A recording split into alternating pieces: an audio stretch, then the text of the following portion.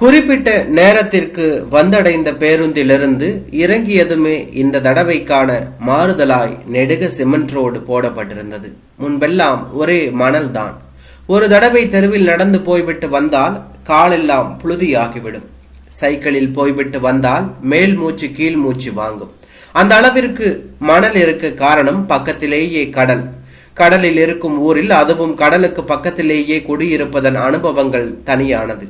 கடல் கரையோர தென்னந்தோப்புகளின் வரிசை, உப்பளம், மாலை நேரத்தில் ஊர் சிநேகிதர்களுடன் வத்தையில் அமர்ந்தபடியான நேர செலவினங்கள், பெருமாள் கோவில் வெளிப்பிரகார மணல்வெளி என்று சிறு வயதில் ஊர் எனக்குள் நிறைந்து கிடக்கும். ஊருக்கு என்றிருந்த ஒரே ஒரு டூரிங் டாக்கீஸில் தினசரி ஒரு படம் என்ற வழக்கத்தில் தண்டோரா போட்டுக்கொண்டு வீதி விட்டு போகும் நோட்டீஸை பொறுக்க மொய்யாய் மொய்க்கும் சிறுவர்களில் நானும் ஒருவன். 6 மணிக்கெல்லாம் கடை தெருவில் கூட்டம் சேர்த்து வாங்கி மெல்ல மெல்ல இருட்டுவதற்கும் கூட்டம் தியேட்டர் வாசலில் சென்று சேர்வதற்கும் சரியாக இருக்கும். தரை பெஞ்ச் என்றிருக்கும் 2 வகையில் சித்தப்பாவோடு போனால் பெஞ்ச் டிக்கெட்டும் கருப்பு கலரும் நிச்சயம். ஒவ்வொரு தடவை ஊருக்கு போகும்போதும் ஒவ்வொன்றாக இல்லாமல் போய் நகரத்தின் அத்தனை சாயல்களையும் உள்வாங்கிக் கொண்ட ஊரின் நவீனத்திற்கு டூரிங் டாக்கீஸும் பலியானது பெரிய சோகம். வேலை, படிப்பு, திருமணமாகி இன்னும் சிலர் இறந்தென்று பழைய முகங்கள் தென்படுவது குறைந்த போன ஊருக்கு இப்போதெல்லாம் கட்டாயத்தின் பெயரில் சென்று வருவதோடு சரி. இப்போது போவது கூட முரளியின் தூரத்து உறவு கல்யாணத்திற்காகவும் பாட்டியை பார்த்துவிட்டு வந்தது போல இருக்கும் என்பதற்காகவும் தான். சிறு வயதில் திருமணம் முடிந்து வந்ததிலிருந்து தன் வாழ்நாளின் பெரும் பகுதி இந்த ஊரிலேயே கழிந்து போய் கண் பார்வை இழந்து ஒரு ஓரமாக முடங்கி போய் என்று பாட்டிக்கு 90க்கும் அதிகமான வயது. அப்பாவும் சித்தப்பாவும் என்று 2 பிள்ளைகளில் சித்தப்பாவுக்கு குழந்தை இல்லை என்று தான் சொல்ல வேண்டும். அதனால் பாட்டிக்கு என் மேல் கொள்ளை பிரியம். பரீட்சை லீவிற்கு நான் ஊருக்கு போகும்போதெல்லாம் தலைக்கால் புரியாது பாட்டிக்கு. நீ வந்துட்டியா, உன் பாட்டிக்கு இனிமே இடுப்புல சேலை நிற்காது என்று சித்தப்பா கேலி செய்ததுண்டு என்று தான் சொல்ல வேண்டும். கடலுக்கு போகக்கூடாது, பாட்டியோட ஊரணைக்கு போய் குளிப்பது விதிவிலக்கு. பையன்களோடு தெரு புழுதியில் விளையாடக்கூடாது, சைக்கிளை எடுத்துக்கொண்டு வெயிலில் சுற்றக்கூடாது என்று நிறைய கூடாதுகள் சித்தப்பா போட்டு வைத்தாலும் இது எல்லாமே நடக்கத்தான் செய்யும் என்று தான் சொல்ல வேண்டும். தோப்பிற்கு போய் மாங்காய் பறித்து தின்றதற்கு அடையாளமாக உதட்டு ஓரத்து புண்ணும், கடலில் சென்று ஆட்டம் போட்டதற்கு அடையாளமாக கண் சிவந்தும் சித்தப்பா கண்டுபிடிக்க ஏதுவாகிவிடும். அந்த மாதிரி நேரங்களில் பாட்டியின் பின்னால் போய் ஒளிந்து கொள்வேன் என்று தான் சொல்ல வேண்டும். போடா, தெரியும், சின்ன பிள்ளைங்கன்னா அப்படி இப்படிதான் இருக்க செய்யும், உன் வேலையை பாரு என்று சித்தப்பாவை அதட்டி அனுப்பிவிட்டு என் பக்கமாக திரும்பும் பாட்டியின் விசாரணை. எதுக்குடா தோப்புக்கு போன என்று கேட்பாள் என்னிடம் பாட்டி. சும்மா விளையாடத்தான், முரளிதான் சொல்ல சொல்ல கேட்காம மாங்காய் பறிச்சு கொடுத்தான் என்று சொன்னார். பறிக்கிறது தப்பில்ல, சாப்பிட்றதும் தப்பில்ல. அதை காம்பை பிச்சுட்டு பட்டையில தேய்ச்ச அப்புறம் சாப்பிட்டா பாலும் இருக்காது, புண்ணும் வராது. சூட்சமத்தை சொல்லி கொடுப்பாள் பாட்டி. நிற்கும் 1-2 தென்னை மரங்களை தவிர சங்கு புஷ்பம், மருதாணி, மாதுளை, அரை நெல்லி என்று பாட்டியின் பராமரிப்பில் கொல்லை புறமே பசேல் என்று இருக்கும். சங்கு புஷ்பம் கோவிலுக்கானது, தினசரி போய் சேர்ந்துவிடும். பொரித்த மோர் மிளகாய் வத்தல் கலந்த தயிர் சோறுக்கும் அரை நெல்லி ஊறுகாய்க்கும் சாப்பாடு வயிறு முட்டிவிடும். மரத்தில் கட்டிய கயிற்று ஊஞ்சலில் ஆடியபடியே பாட்டி சொல்ல கேட்ட கதைகளில் நிறைய மனதிற்குள் இன்னும் படிந்து கிடக்கிறது. வீட்டின் மொத்தமும் பாட்டியின் விரலசைப்புக்கு கட்டுப்பட்டிருந்த நாட்கள் அது. சித்தப்பா கண்டிப்புக்கு பேர் போனவர். கோபம் பழியாய் வந்து துளைக்கும். யாருடனும் ஒட்டுறவின்றி எதற்கெடுத்தாலும் மூக்கு விடைக்க கத்தி தீர்ப்பதுண்டு. சித்தி நேரெதிர் மௌனி. கல்யாணத்துக்கு கிளம்புற அவசரத்திலிருந்த சித்தப்பா என்னை பார்த்ததும் சம்பிரதாயமாக விசாரிப்புகளுக்கு பின்பு, சீக்கிரமா மண்டபத்துக்கு வாடா, நேத்தே உன்னை முரளி எதிர்பார்த்துக்கிட்டு இருந்தான் என்றபடி வெளியேறினார். பாட்டியிடம் நான் வந்திருப்பதை சொன்னதும் தடவி தடவி பார்த்து என் கையை பற்றி கொண்டாள் என்று தான் சொல்ல வேண்டும். ஏன்பா இத்தனை தாமசம், நேத்தே வந்திருக்க கூடாது, வேற யாரெல்லாம் வந்திருக்கா? நான் மட்டும்தான் பாட்டி என்று சொன்னேன். ஏதாவது கல்யாண காட்சினாதான் இந்த பக்கம் வர்றதுன்னு வச்சிருக்கியாக்கும் என்று சொன்னாள். அப்படின்னு எல்லாம் ஒண்ணுமில்ல, லீவு போடுறது சிரமமா இருக்கு, அதான். 2-3 நாள் இருப்பல்ல என்று கேட்டாள் பாட்டி. இல்ல பாட்டி, இதுக்கே சம்பளம் போயிரும், சாயந்தரம் கிளம்பணும் என்று சொன்னான். காலில் வெந்நீர் ஊத்திக்கிட்டு வந்தியாக்கும் என்று கேட்டாள். நீ எப்படி இருக்க பாட்டி என்று கேட்டேன். எனக்கு என்னடா போய் சேராம இன்னும் இருக்க. கண்ணு போய் கை காலெல்லாம் இழுத்துக்கிட்டு போய் எல்லாருக்குமே பாரமா என்று சொன்னாள். ஏன் பாட்டி அப்படி சொல்ற என்று நானும் அவளிடம் கேட்டேன். போய் சேர்றதுக்கு வேலை வராதப்ப வேற என்னத்தடா சொல்றது என்று சொன்னார். பேசி கொண்டிருக்கும் போது சித்தி கொண்டு வந்து வைத்துவிட்டு போன காஃபியில் சூடு கொஞ்சம் அதிகமாகவே இருந்தது. பேச்சு முரளியின் பக்கம் திரும்பியது என்று தான் சொல்ல வேண்டும். சின்ன பையனா இருந்தவன்டா, பயங்கரமான சுட்டி தெரியுமா. அவன் தண்ணியை கொட்டி கிடக்கிறதெல்லாம் இழுத்து போட்டு உடைச்சின்னு அவங்க அம்மாவை ஒரு வேலை செய்ய விட மாட்டான். என்கிட்ட கொண்டு வந்து விட்டுட்டு தான் அவங்க அம்மா வீட்டு வேலையை பார்க்கணும். அங்க வாசப்புறமா கிடக்குது பாரு ஆட்டுரல், அதில் தான் அவனை அப்பப்ப கட்டி போட்டுருவேன். அதுக்கு பயந்துக்கிட்டு நான் எப்ப கயிறு எடுத்தாலும் போதும் கம்முன்னு ஒரு இடத்துல உட்காந்துப்பான். அவனுக்கு இப்ப கல்யாணம், நல்லா இருக்கட்டும், காலம்தான் எத்தனை சீக்கிரமா போகுது பாரு என்று சொன்னார். கடந்து போன நிகழ்ச்சி சுருளுக்குள் புகுந்த பாட்டி கை நீட்டிய இடத்தில் ஆட்டுரல் இல்லை. அது இந்நேரம் தேவை தீர்ந்து போய் எங்காவது ஒரு மூலையில் கிடக்கலாம், பாட்டியை போலவே. ஆனால் பாட்டியை பொறுத்த அளவில் கண் போனதற்கு முன்பிருந்த மாதிரியே எல்லாமும் இன்னமும் இருப்பதாக நினைவிருக்கும் போலிருக்கிறது என்று தான் சொல்ல வேண்டும். மண்டபத்திற்குள் நுழைந்ததும் யாரிடமும் பேச்சு கொடுக்காமல் நேரடியாக முரளியின் பக்கத்தில் போய் அமர்ந்து கொண்டேன். நேற்றைய வரவில்லை என்று அவன் கோபப்பட்ட போது அவனை சமாளிப்பதற்கான பதிலேதும் என்னிடம் இல்லாமல் போனது.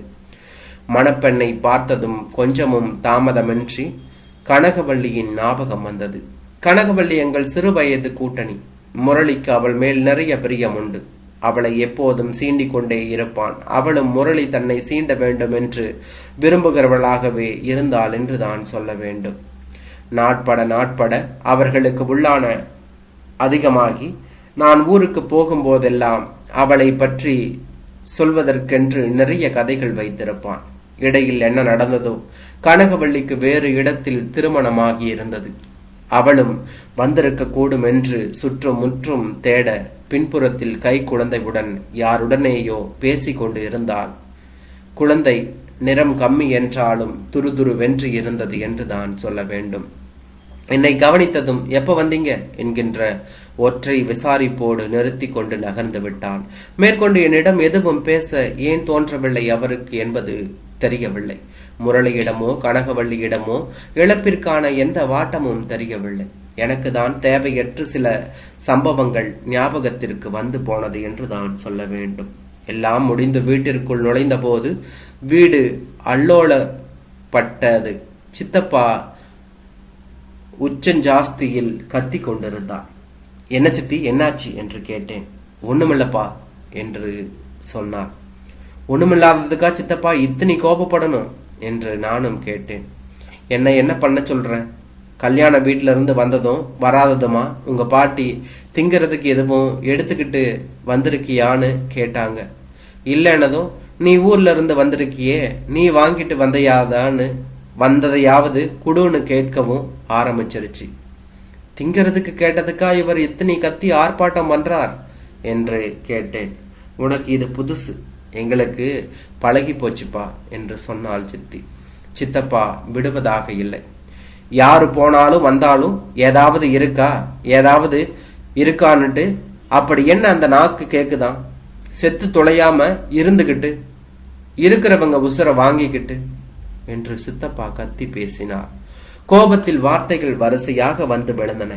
பாட்டியின் கண்கள் கலங்கி போயிருந்தது என்று தான் சொல்ல வேண்டும். அழாத பாட்டி, எதுவும் இருந்தாதான் கொடுத்திருப்பாங்கல்ல என்று சொன்னேன். கல்யாண வீட்டில இருந்து பெருங்கையோடவா அனுப்புவாங்கன்னு கேட்டேன். இல்லைன்னதும் நீயாவது வாங்கிட்டு வந்திருப்பியான்னு கேட்டேன். இது தப்பா? ஆடி ஓடி இருந்தவடா இப்படி ஒரே இடத்துல சவமா கிடக்கிறது முடியல. அதை தின்னா எப்படி இருக்கும், இதை செஞ்சா எப்படி இருக்குன்னு தோணி தொலைக்குது என்று சொன்னான். எனக்கு ஒன்றுமே புரியவில்லை.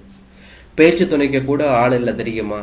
காலத்துல போய் சேரலனா பாட்டும் பேச்சும் தான். எதுக்கு தான் இன்னும் போய் சேராம கிடக்கிறேனோ? பெத்த பிள்ளையே செத்து துளையாமன்னு சொல்றத கேட்கறதுக்கா? எப்படியெல்லாம் வளர்த்திருப்பேன் தெரியுமாடா அவனை. உனக்கு கூட பாட்டிக்குன்னு எதுவும் வாங்கிட்டு வரணும்னு தோணாம போச்சில்ல என்று சொன்னாள். அவசரத்துல மறந்துட்டேன் பாட்டி, என்ன வேணும்னு சொல்லு, வாங்கிட்டு வந்து தர்றேன் என்று சொன்னேன். இப்போ ஒன்றும் வாங்க வேண்டாம், பக்கத்துல யாரும் இருக்காங்களா என்று கேட்டாள். யாரும் இல்லை, எதுக்கு என்று கேட்டேன். ஒரு 10 ரூபாய் இருந்து கொடுத்துட்டு போடா என்றாள். தனக்கு அறிமுகமானவர்களிடமிருந்து மெல்ல மெல்ல விலகியதாயிருக்கும் பாட்டியின் நிலை சுரீரென்றது. தனிமையும் எதிர்பார்ப்பும் ஒன்று சேர்ந்த வயோதிகத்தால் இருத்தலின் மீதான அவநம்பிக்கை நிழலில் வலி உணர முடிந்தது. அவசரத்தில் வந்ததாக சொன்னாலும் பாட்டிக்கென்று எதுவும் வாங்க தோன்றவில்லை என்பதே உண்மை. பாட்டியின் எதிர்பார்ப்பும் தெரியாதென்பது கூடுதல் காரணம். மேற்கொண்டு எதையும் யோசிக்க தோன்றாமல் பையிலிருந்து ஒரு 50 ரூபாய் தாளை எடுத்து பாட்டியின் கையில் நான் கொடுக்கவும், ஈசி சேரை எடுக்க வந்த சித்தப்பா அதை பார்த்து விடவும் சரியாக இருந்தது என்று தான் சொல்ல வேண்டும். எனக்குள் ஏற்பட்ட பய உணர்வின் காரணமாக லேசாக வியர்க்க ஆரம்பித்தது. சம்பவத்தின் விபரீதம் உணராத பாட்டி பணத்தை தலையணைக்கு கீழ் பத்திரப்படுத்துவதை பார்க்க பரிதாபமாக இருந்தது. சித்தப்பாவிடம் நானாகத்தான் பணம் கொடுத்தேன் என்று சொல்வதன் மூலம் பிரச்சனையை சமாளிக்கலாம் என்று முயற்சித்து வார்த்தைகள் வெளிப்படாமல் சொல்ல முடியவில்லை. இருப்பது போதாதென்று என் கவனக்குறைவால் வேறு பாட்டிக்கு மேலும் பேச்சு விழப்போகிறதே என்று நினைக்கும் போது வருத்தமாக இருந்தது. ஆனால் எதிர்பார்த்ததை போல் இல்லாமல் சித்தப்பா உடனடியாக அதை பெரிது பண்ணவில்லை. வீடு முழுவதும் தவிர்க்க முடியாத இறுக்கமும் அமைதியும் அப்பிக்கொண்டது என்று தான் சொல்ல வேண்டும். சமாதானப்படுத்தும் விதமாக சித்தி அருகில் வந்து அமர்ந்து பாட்டியின் கையை பற்றி கொள்ளவும், ஆற்ற முடியாதவளாக சித்தியின் கையை பாட்டி உதறியதும் அடுத்தடுத்து நடந்தது. குழந்தைகள் இல்லாததால் ஏற்பட்ட ரணமும் ஏக்கமும் நாளடைவில் வீட்டின் சகஜ நிலைக்கு எதிராக போய்விட்டதும், தன் பிள்ளைகளுக்கு தான் பார்த்து பார்த்து செய்ததைப் போல தன் குழந்தைகளும் தனக்கு செய்வார்கள் என்கின்ற பாட்டியின் எதிர்பார்ப்பும் மனதில் எட்டாத மூளைக்கு உள்ளிலிருந்து சின்ன சின்ன விஷயங்கள் கூட பெரிதாவதற்கு காரணமாகிறது என்று தான் சொல்ல வேண்டும். அதற்காக சித்தப்பாவும் அத்தனை பெரிய வார்த்தை சொல்லி இருக்க வேண்டாம். மௌனங்களுடனான இடைவெளியோடு நேரம் மிக மெதுவாக போய்க் கொண்டிருந்தது. சிறிது நேரத்திற்கு பின்பு அங்கு இருக்க முடியாமல் ஊருக்கு புறப்பட்டேன்.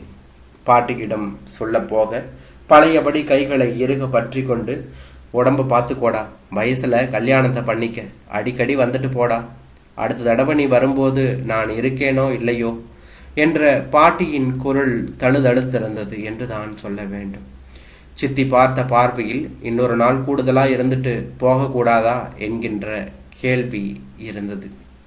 பாட்டிக்கு பணம் கொடுத்ததை பற்றி திரும்பவும் சித்தப்பாவிடம் சொல்ல நினைத்து அவரிடமிருந்து என்ன வெளிப்படும் என்பது தெரியாத பயத்தில் எதுவும் சொல்லாமல் கிளம்பினேன். நான் வந்த பிறகு சித்தப்பா இந்த விஷயத்தை பெரிது பண்ணக்கூடும். இன்றில்லாவிட்டால் நாளையோ இன்னொரு நாளோ இன்னொரு சந்தர்ப்பத்திலோ பாட்டியை சத்தம் போடலாம். நான் ஏதோ உனக்கு எதுவும் பண்ணாத மாதிரி வர்றவங்க போறவங்க கிட்ட எல்லாம் காசு கேட்டு வேற அசிங்கப்படுத்திக்கிட்டு தெரியறியா என்கின்ற வார்த்தைகள் அப்போது நிச்சயமாக இருக்கக்கூடும். எப்படியும் பாட்டி இந்த பிரச்சனையை எதிர்கொண்டுதான் ஆக வேண்டும் என்று என் மனதிற்குள் தோன்றியது. உடனடியாக இது சம்பந்தமாக சித்தப்பா ஏன் எதுவும் பேசவில்லை என்பது கேள்வியாகவே இருந்தது. போக பாட்டியிடம் பணம் இருந்தால் பாட்டிக்கு தேவைப்படுவதை வாங்கி கொண்டு வந்து தரும் நபர் யாராக இருக்கும் என்பதை என்னால் யூகிக்க முடியவில்லை. பாட்டிக்கென்று எதுவும் வாங்கி கொண்டு போகவில்லை என்கிற போது என் மீது எனக்கே கோபம் வந்தது.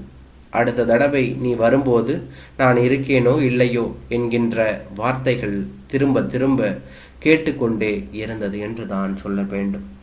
அடுத்த தடவை ஊருக்கு போகும்போது நிச்சயமாக பாட்டிக்கென்று எதையாவது வாங்கி கொண்டு போக வேண்டும் என்று தோன்றியது. கூடவே முரளியின் கல்யாணத்திற்கு போயிருக்க வேண்டாம் என்றும் தோன்றியது என்றான்.